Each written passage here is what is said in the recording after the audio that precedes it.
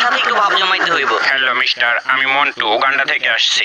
O good, I am mister Ben from Bangladesh. বাহ, ভালোই তো হলো। আমি ভাব জমাইতে চাইছিলাম আর এই মালক নিজে থেকে এসে পরিচিত হয়ে নিল। তো প্রিয় ছাত্রছাত্রীগণ, তোমরা সকলে রেডি হয়ে নাও, তোমাদের পরীক্ষা আর মাত্র 2 মিনিটের মধ্যেই শুরু হতে যাচ্ছে। শুরুটা শুধু হইতে দেন, লেখাপড়া তামা তামা করে ফেলবো। কলমটা পকেটে না রেখে সামনে রেখে দিই, লেখার সময় নিতে সুবিধা হবে।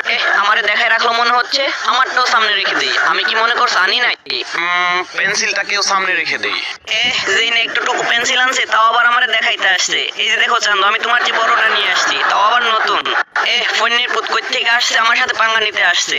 দাঁড়া, ওরে দেখাইতাছি মজা। এখন এক এক করে কলমের গোডাউন নামাই ফেলবে এখানে।